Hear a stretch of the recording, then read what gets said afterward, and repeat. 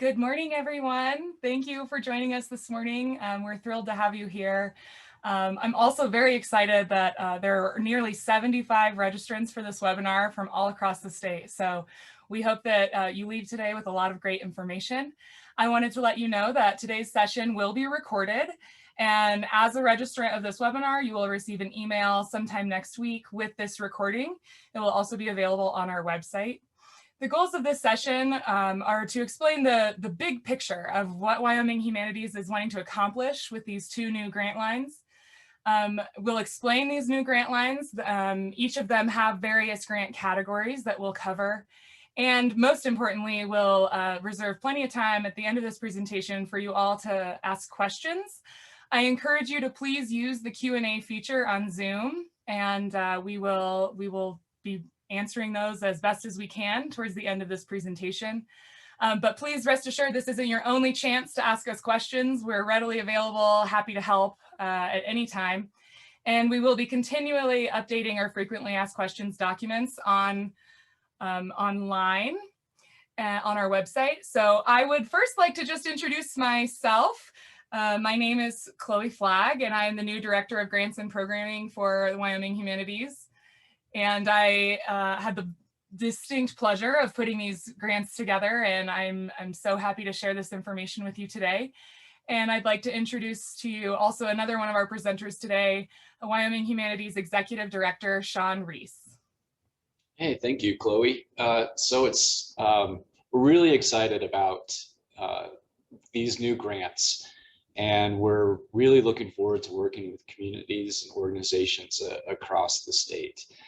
I am Shawn Reese. I'm the Executive Director of Wyoming Humanities. Many of you have worked with Wyoming Humanities in the past. Looking at the attendees, there's a lot of new folks too, and we're really excited about that. So just really looking forward to explaining what we're thinking. I guess I'd set the stage by thinking about what is best for Wyoming and its communities. So we know Wyoming is going through some pretty incredible changes. The changing economy, the changing demographics, people moving in, people moving out, the kind of the social and cultural tenor of things is something that we need to pay attention to. And we know that when there is hardship, one of the best things that we can rely on to get through that hardship is strong democracy. And the mission of Wyoming Humanities is to strengthen Wyoming's democracy through the humanities. And we see that meaning creating an environment of creativity and wisdom and idea sharing and idea generation. And that's really what we're trying to accomplish here today, is not only helping organizations, but also helping the state realize growth through this period of change. How we want to help Wyoming realize, and its communities realize, growth through this period of change is by developing new partnerships, by reaching out to new audiences who traditionally might not participate in humanities programming. We want to encourage and celebrate out-of-the-box thinking about humanities programming. And with one of the most important things that I've asked Chloe to do in her new role, and it is new and she's done an amazing job, is to really create more of an interpersonal relationship with applicants and grantees so that we can do a better job helping, but also understanding what messages and themes are happening locally that we can look at the statewide level. So we're trying to figure out ways in which we can move our grants from being more of a contractual relationship to being more of a personal relationship. And I hope you sense that, and I hope that you'll get your juices flowing for the various ways that you can help Wyoming realize growth through change. So Chloe, I'm going to turn it back over to you and talk about the two main branches of our grants. Thanks so much, Shawn. Yes, so like I said, we're very excited to offer these two new grant lines. The Wyoming Humanities American Rescue Plan grant funds are available through the National Endowment for the Humanities. So those grants are federally funded, and our Crossroads grants are state funded. And you can see from this diagram that I've outlined the three categories of ARP and the 4 categories of Crossroads here. And like every good Venn diagram, there is a piece in the middle where these two things can overlap. And we do want you to know as organizations that you are eligible, more than likely eligible to apply for both of these grants. And we would like to encourage you to do so. And we'll kind of cover a little bit more about that as we move throughout the presentation. But I just mostly want to let you know, I want to take a moment to just let everyone here know that Wyoming Humanities is here for you. We want to help you. We want to help you put your best foot forward as an organization. We want to help you produce the best programming and projects that you can. And part of that is that we'd like to offer ourselves to you for, review of your application materials. We want to be readily available for any questions you might have, which is why we're creating the introduction of our standing weekly office hours every Friday. And there will be more information about that towards the end of the presentation. And I also just want to take a moment to reassure everyone on the call that we are still offering our Spark grants. And these are $2,000 grants that are available on a monthly basis. As I'm sure most of you know, they're due the first business day of the month. Our Wyoming Crossroads Grant, the new grants that we'll be talking about today, those are replacing our cross-pollination grants and expansion grants. So we'll learn a lot more about that, but we're going to go ahead and start out with Shawn kicking us off about these Wyoming Humanities American Rescue Plan grants. Well, thanks, Chloe. So in the large American Rescue Plan bill that was passed earlier this year, state humanities councils have received funding through our affiliate of the National Endowment for the Humanities. Wyoming has received approximately $590,000. And most of that, 80%, we are going to be granting out. And Chloe will do a deeper dive into that. We will also use some of our funds to put together our own programming. And what that may look like is, again, trying to find those common themes, those lessons learned, those cool stories that will come about from the work that the organizations that receive money from us are going to be doing locally. So we're going to be using our own programming fund for this larger story narrative that you all are going to be part of in some way. Many of you remember last year during lockdown, we received CARES funding. We received about $400,000, and that was all granted out for operational and salary support. And it was very important just to keep the lights on, to keep people employed. And we're so thankful to be part of that process to help organizations, because they're so important to Wyoming and its economy. There are differences and similarities between these new ARP funds and the CARES funds. Generally, we've got more flexibility. We have a longer time to get the work underway. In some cases, eligibility is a little bit different, and Chloe will talk about that. But probably the biggest difference is the flexibility. Whereas before with CARES, we only could do operational and salary support. This go round with the ARP funds, we're going to be able to do not only general operation and salary support, but also programming and different recovery activities. And Chloe, I'm going to turn it back over to you so you can walk through each one of these. Absolutely. Thank you so much. So yes, under our ARP grants, we have these 3 different categories of grants, and Shawn did a great introduction what we hope to do this round. So we are still putting a lot of emphasis on general operating support. And I just wanted to provide this breakdown for all of you so that you understand how we are distributing these ARP funds. Full transparency here. So we will be providing somewhere between 30 to 50 general operating support grants from this pool of $378,000. We will be providing 10 to 20 grants from this programming pool of approximately $47,000, and another 10 to 20 recovery grants from this $47,000 that you see here as well. So I'd like to just go ahead and jump right into what our applications look like for our Wyoming Humanities ARP grants. And from here on out, I'll probably just be referring to them as ARP. So there will be two different applications. There's one application for general operating support grants and a second application that is for both programming and recovery. So that'll all become more clear as we move throughout this presentation. There will be 3 awarding cycles. The first due date is coming right up, August 15th, but please rest assured that we are making funds available across all 3 grant cycles. So please don't feel any huge need to rush. Money will be available for the other 2 awarding cycles as well.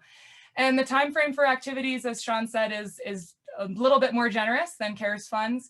You'll have the full year of 2022 to execute whatever you apply for. I'd also like to note with these ARP funds that our budget and cost share requirements are a bit different. So you organizations will not be required to provide any cost share information to us, to the NEH, which is in a lot of ways really helpful, I think, to a lot of organizations. That said, I would also like to encourage those of you that were to receive a programming or recovery grant, if you would like to voluntarily share your cost share information, that ultimately does help Wyoming Humanities. So if it's all right with everyone, we'll just go ahead and jump right into these 3 different categories. So our first category of ARP grant, like we've mentioned, is the General Operating Support Grant. And it is for humanities only organizations, humanities focused organizations. And so these are organizations that have a mission explicitly connected to the humanities. They have a history of specifically working in the humanities. If you have questions about whether or not your organization fulfills that requirement, please don't hesitate to reach out to us. Used for these funds are just what they say, for general operating support. You are able to use this for these funds for salary support as well. Things like rent, operating expenses. There are a few restrictions that are outlined in our documents that we have available online. But of course, they should be pretty standard for what you're used to with federal funds. You cannot purchase alcohol, right? You can't lobby or do any advocacy work, no traveling. And these general operating support grants can be used for some equipment purchases. Again, there are some limitations there. So we'll keep that in mind. And these general operating support grants will be awarded based on your operations budget. We have chosen to use the fiscal year 2019 annual budget as a measure for your organization. And we did this because we just think that's fair. We think that using a pre-COVID annual budget is much more reflective of the kind of organization that you were, and that you hope to be again.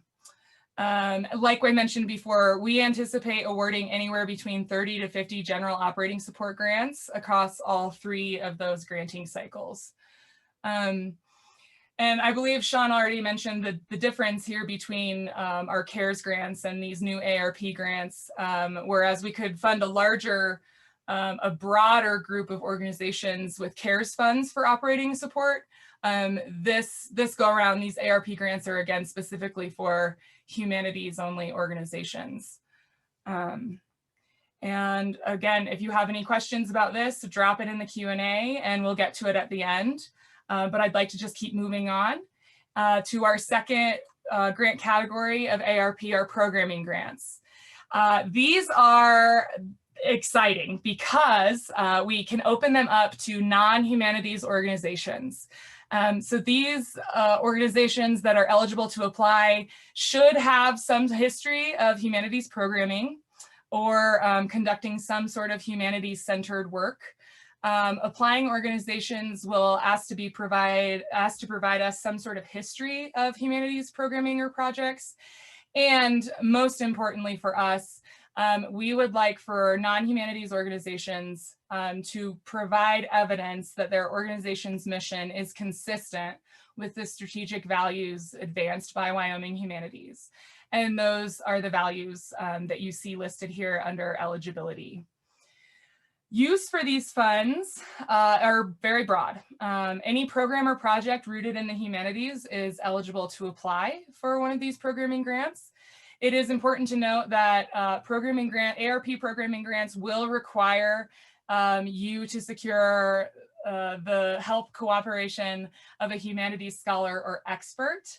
As a quick note, we have, as an organization, expanded our scope of what a humanities expert is to include a larger, wider variety of professionals, hopefully so that your organization can find someone that is most appropriate for the work you're trying to do. Again, if you have any questions about that, don't hesitate to ask. The maximum award amount for our programming grants is $5,000. And there will again be anywhere between 10 to 20 grants awarded again over the three cycles. Let's see, just another quick note, just as a reminder, these programming grants will not require any cost share. Organizations that receive a programming grant will also be eligible for Wyoming Crossroads Grants as well. And we'll just move right on to our third and final ARP grant, which is our recovery grant. The recovery grant has the same eligibility as our programming grant. Again, these are open to non-humanities organizations. Again, we request that organizations provide evidence that their mission is consistent with our strategic values. The biggest difference between programming and recovery grants is that these grants are have very specific purposes tied to them.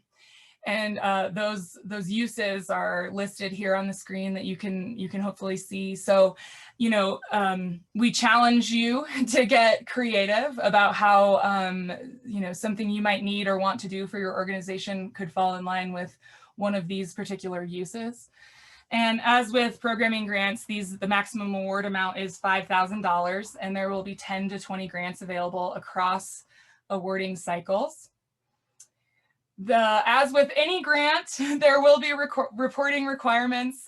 We are required to report to NEH specific information that we will need to obtain from you. So there will be a written report of some kind, which is very standard. I don't think that should come as a surprise to any of you, hopefully. But in addition to a written report, we're also hoping to conduct short final interviews from each of our grantees, just to kind of review the success of the project, and also to check in and make sure that you all are recovering from this time of COVID-19. And I should mention that is something we will be asking across all applications. So please be prepared to answer is, how has your organization been adversely impacted by COVID-19? And so these are our American Rescue Plan grants, and it's very exciting. We're very happy to be offering these to you, and we really hope that you make the most of it. And please utilize us every step of the way for whatever you may need. Again, I know this is a lot of information, but we are just clipping right along. So I am going to go ahead and pass it off again to Shawn to introduce our Wyoming Crossroads Grant. Okay, cool. Thanks, Chloe. So, you know, just a very brief recap, the federal funds are really about recovery, helping organizations with salary support, programming, recovery projects such as strategic planning, professional development. The Crossroads grants are about growth. They're about helping our communities and the state realize growth through this period of change. And how we are looking at this is that we know that there is strength here in Wyoming. There's strength in our identity. There's strength in our sense of community. There's strength in the way that we're connected to the land. There's strength in our ability to persist and manage change. These are going to be the gentle sideboards, if you will, of the types of projects that we want to fund. So we're looking for your proposals for how you can locally explore identity and community and connection to the land and persistence and ability to manage change. And again, we're going to be watching all of these things and finding those common threads, those aspects of our history, of literature, of the stories that we tell and celebrate, so that we can highlight that at the state level. But you'll all be doing this work in your own communities. And these themes are ripe for different ways to explore them. Different humanities lenses are going to be really fun to apply to these types of grants. And Chloe, I think I'm going to, just a few more things. Besides helping Wyoming through this period of change, we're looking to increase Wyoming's intellectual, community, social, civic wealth as we're navigating all of these changes. We want to apply humanities towards this overall goal of finding growth. We're looking for new audiences, younger audiences, audiences that traditionally may not participate or be exposed to humanities programming. And again, we're looking for new partnerships, new ways of thinking, new ways to apply humanities to our challenges. Chloe, I'm going to turn it back over to you, and you can start talking about more specifically how we're chunking this out. Thanks so much. Yes, so we're very, very excited about these Wyoming Crossroads grants because we find that there's a lot of opportunity here for a lot of creativity. And I really hope that you all seize this opportunity. These Crossroads grants are available again across 4 broad categories of grants, and we'll delve into those after we cover what we are wanting to see from you for an application. So again, we will have 3 awarding cycles for Wyoming Crossroads grants.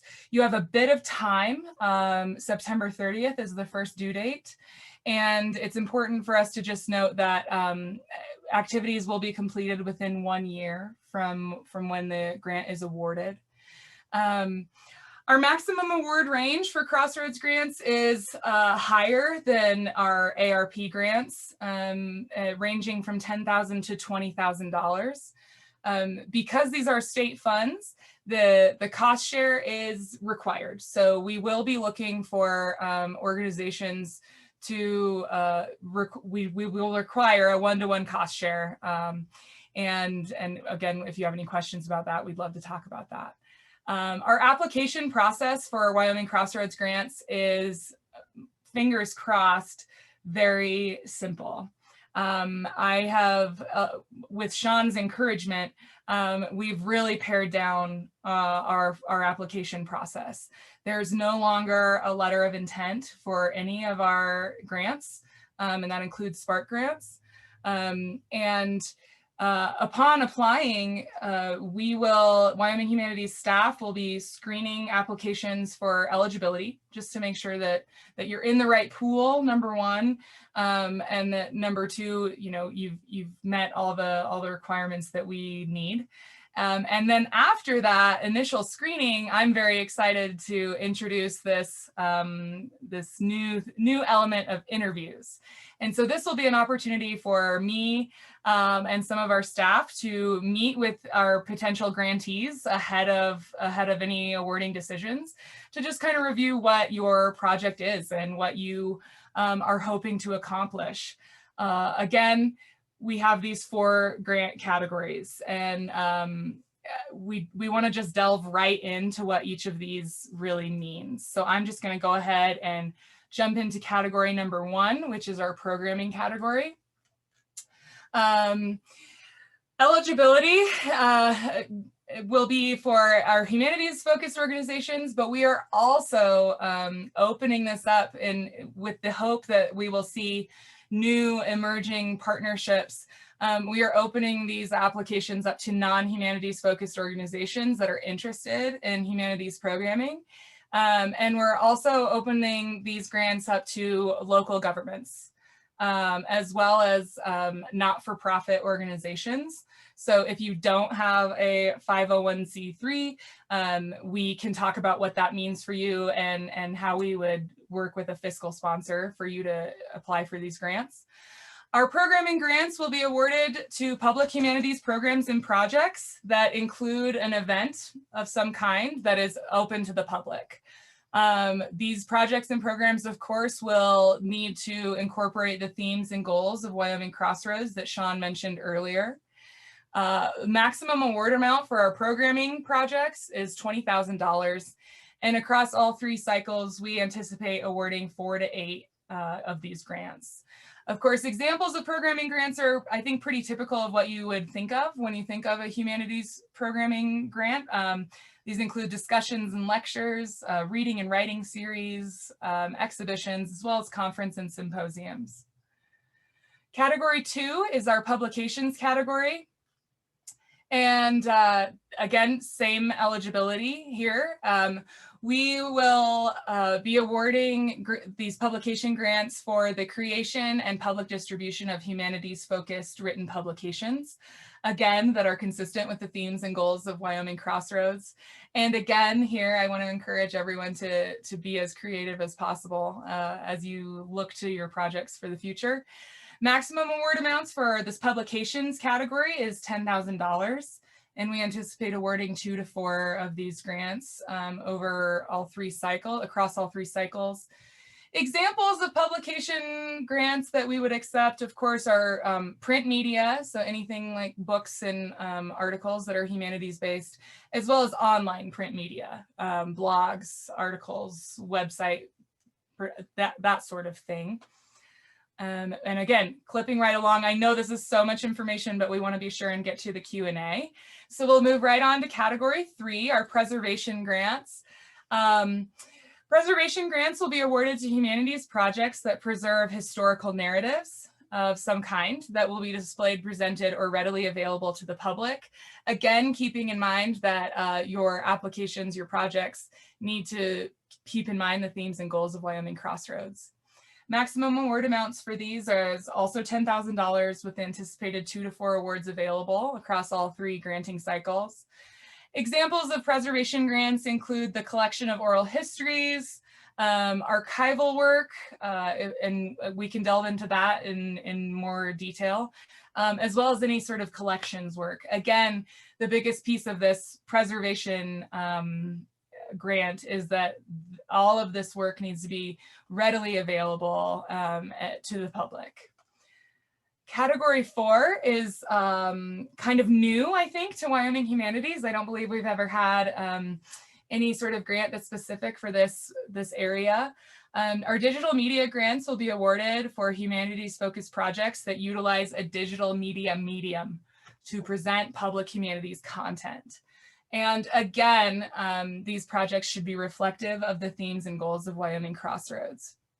Our digital media grants have a maximum award amount of $20,000 with the total anticipated awards, total number of anticipated grants being 4 to 8. And examples include what comes to mind: documentaries, short films. We'd also really love to see applications with the creation of games and apps. That could be really exciting, as well as any sort of digital series that one might publish either to YouTube or some other video platform. And of course, we will be requiring some sort of reporting for all of these grants. We have requirements that we have to get from you to provide to the state to ensure that we continue to receive funds and continue to offer them to you. This information will be obtained through a written report as well as a final conversation. And I really do mean that. I really do mean a conversation. We want to celebrate, number one, celebrate the success of your work. We want to always be your cheerleader. We want to talk about how the themes and goals of Wyoming Crossroads played out. I know we go into programs or projects with expectations, but in reality, things may have ended up much differently than we expected. And so we'll talk about that a lot. And I also want us to serve as a more active hub in our statewide humanities network. And getting some face-to-face time with our grantees will allow us to do that a little bit better. And we're very, very excited about our Wyoming Crossroads Grants. We think that these 4 categories will allow a lot of interesting work from across the state, and we cannot wait. And again, I just want to let everyone know how enthusiastic I am to work with you, and that I encourage you to call me, and please leave a voicemail, call me, shoot me an email, please. Please visit our website, which is listed here on this slide, thinkwy.org/grants. Here you'll be able to find lots of information for both the Wyoming Humanities ARP grants, as well as Wyoming Crossroads. There you'll be able to find overview documents that should cover all of the information we've covered today and then some. Our frequently asked questions documents. You'll also be able to find sample applications for all of these, for these 2 grant lines. And Foundant, our grant portal that you'll need to apply through, is live and ready to accept all applications as soon as yesterday. So we're very excited. And again, in an effort to create a more interpersonal experience, we have office hours, which is new to Wyoming Humanities, and I am thrilled. We have 4 dates scheduled so far: July 23rd and 30th, and August 6th and 13th. They're all Fridays, and from 11 a.m. to 1 p.m., I will be on Zoom. And you will be able to access a link that you can just pop in and ask a question or share a concern or whatever you may need. And we're transitioning here into the Q&A, and I would just like to mention to everyone that we really do want to keep these questions broad today. I know that everyone on this call has probably at least 3 to 5 questions that are very specific to your organization, and we want to answer those questions. But for the purpose of this webinar and for the fact that it's being recorded and will be shared, we'd like to keep questions relatively broad. But I think, Shawn, we might be ready for the Q&A. Awesome. So appreciate the questions coming in, and I'm gonna be going through these and bouncing them back to Chloe to answer. So Chloe, let's first start talking a little bit more about cost share requirements for Crossroads grants. So we have a dollar for dollar match requirement, which then satisfies our match requirement to NEH. But can you talk a little bit about what can be used for cost share? Can general operations be used? Does it have to be fundraised? Does it all have to be cash? That's a great question. Thanks so much. So our cost share requirements are similar to what they've always been, from my understanding, and is that organizations can claim any sort of monetary contribution to the program or project as a cost share. You can also apply any in-kind donations to the cost share.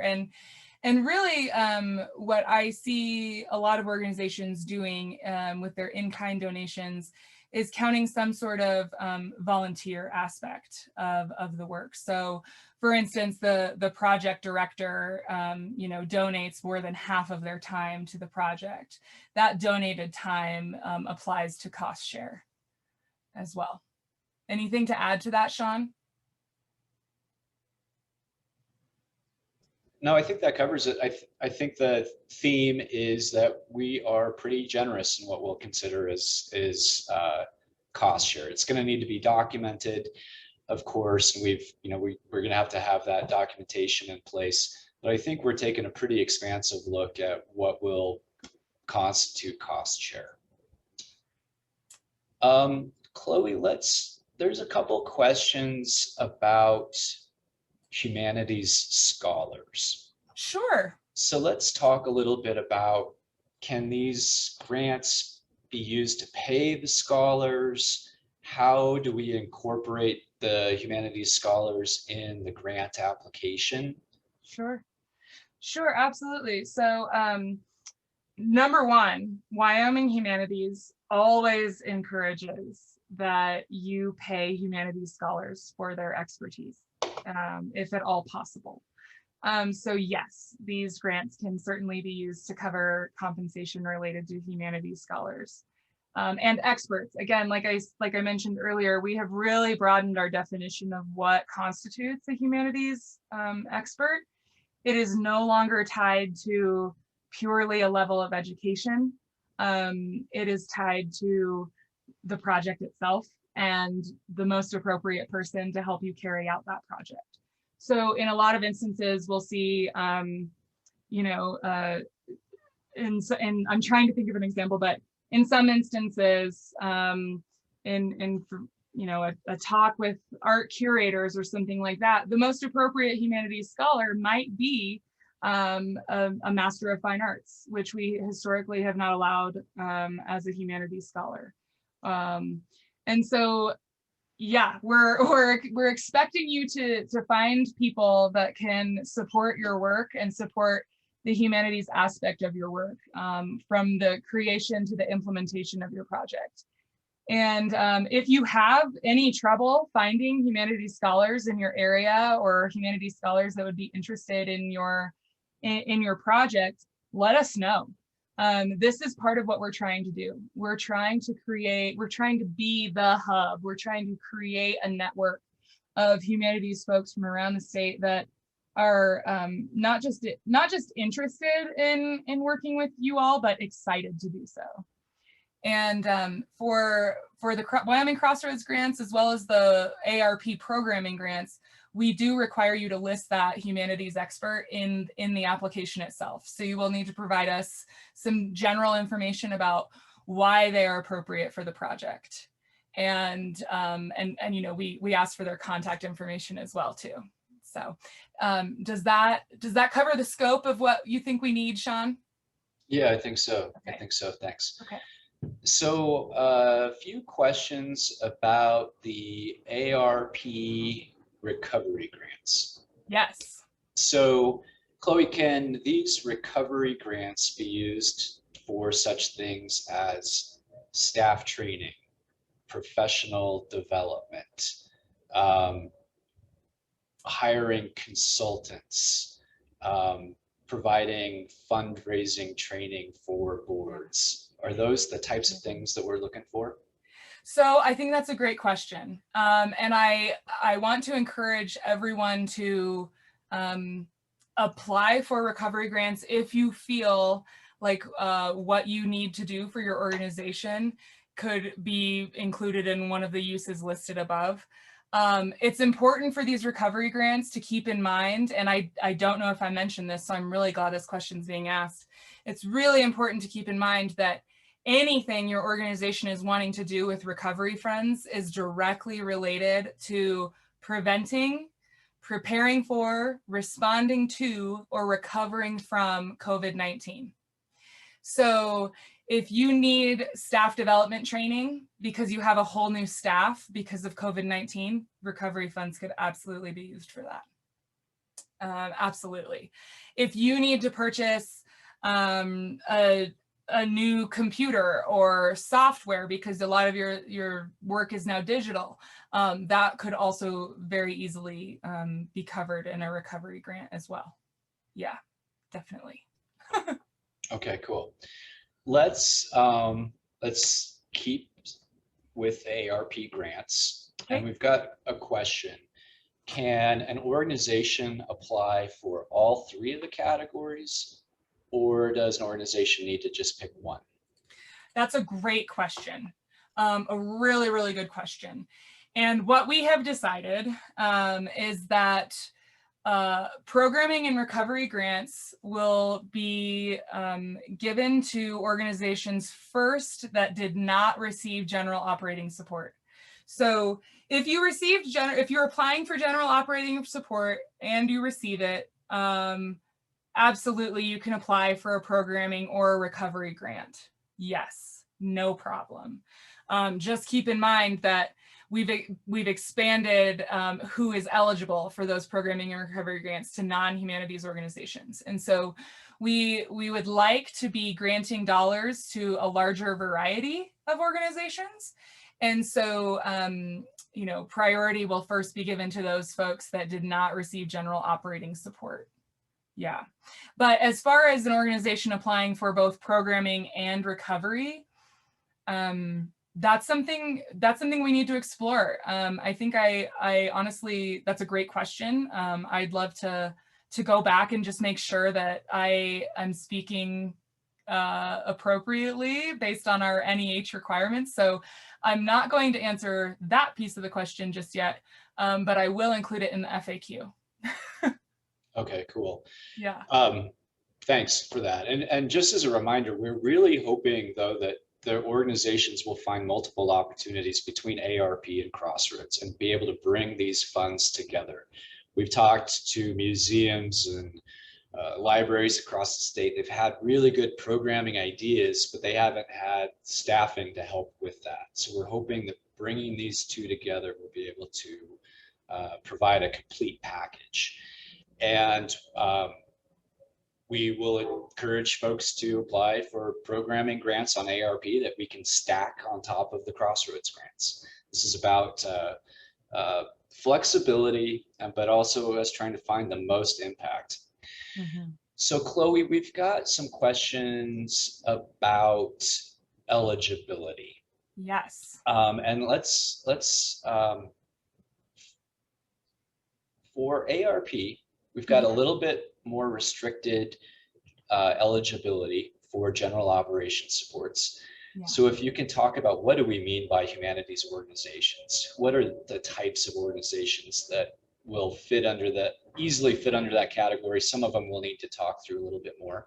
Sure. And then if you can talk about, can an individual apply for this, or do they have to go through can an individual or a say a for-profit organization apply for these? And if not, how do they work with the fiscal sponsor? And is the fiscal sponsor the applicant, or is the nonprofit? Sure, thank you. Very, very good questions. So I'm trying to remember that first piece of that question. But so eligibility for our general operating support grants, like I said, is for our humanities only organizations. And a pretty good measure of what that means is the organization's mission is explicitly connected to the humanities. And that organization has a history of specifically working in the humanities, providing programming and projects of a humanities nature. Some eligible organizations that are humanities only would include any cultural and ethnic organizations, history organizations, museums. Some education organizations could probably fall into this humanities only field. Literature organizations, documentary organizations, archival organizations, that sort of thing. What about libraries? Yes, thank you. Yes, absolutely. Absolutely. And again, all of this information is laid out in hopefully a very easy to read, easy to understand, easy to find format on our website. You can find those documents there. With regards to the fiscal sponsor question, let me think for a second. So I believe the question was, if I'm an individual and I want to, put on some sort of humanities project or program, how would I do that? you could do that through the help of a fiscal sponsor. And what a fiscal sponsor is it's an identified 501c3, a federally recognized 501c3 status that is directly related to the project or the program you're hoping to mount. So be mindful about the kind of fiscal sponsor you're looking for. If the fiscal sponsor doesn't seem appropriate for the project, we're probably going to have some questions about that. In the instance that an individual would want to apply for humanities programming or recovery or general operations or whatever, we would really need to make sure that that you have a very public component to your program or project. And we'd want to make sure, again, that the fiscal sponsor is appropriate. These questions are addressed on our frequently asked questions document, but I would love to expand that section to include some of these more nuanced questions that you're asking. And I love that you're asking them, because it's a little bit challenging for me too, to remember what's allowed and what's not. And so I'd love to do some deep dive on some of that, that specific question to not-for-profits, fiscal sponsors, and individuals applying for these grants. So be on the lookout. Okay. Let's talk a little bit about the review process and how long is that going to take after applications are submitted, and how soon can projects start once they're funded? I think that's great. So after you submit your application for ARP, we would like to have a fairly quick turnaround for these grants, because we have a, we have a finite time to get these dollars out of our hands and into your hands. So we want the turnaround on these decisions to be relatively quickly. I'm estimating between 2 to 4 weeks, because, as I mentioned before, there will be a screening process for eligibility that's conducted by Wyoming Humanities staff. And there will be a short interview to just make sure that we have all of our questions answered before we pass off your application to our Wyoming Humanities Board Grants Committee. And they will be the ones making the final decisions for awarding. Yeah, so 2 to 4 weeks for ARP grants. And I'd like to keep a similar time frame for our Crossroads decisions as well. And for both of these grants, I mean, as soon as you hear that funds are coming to you, you can begin activities. And for each of them, well, ARP is a little bit more restrictive in the time frame of activities, in that it has to be conducted January 1st of 2022 through the event or program or project has to be concluded by December 31st of 2022. So 1 full calendar year. With our Crossroads grants, you'll also have 12 months to conduct all of your activities related, but it will be more dependent on when you applied, which grant cycle you were in, if that makes sense. Cool. Let's do a little bit of a lightning round. Okay. Remind us, what is the maximum award for digital grants? $20,000. Okay. Can an organization apply for both ARP grants as well as Crossroads grants? Absolutely, and it's encouraged. I'm embarrassed that someone had to ask this question, because I try to be careful about not using acronyms, but what is NEH? Excellent, that's a great question. NEH stands for the National Endowment for the Humanities. And so that is our federal mother, if you will. It's the federal component of our state council. Okay, cool. And then probably got 2 more questions that I see that are very specific for individual situations. Sure. One has to do with a startup nonprofit that doesn't have a history of funding. So how do we approach that? The other question is about, can any of these funds be used to send teachers to teach different types of creative arts at the reservation?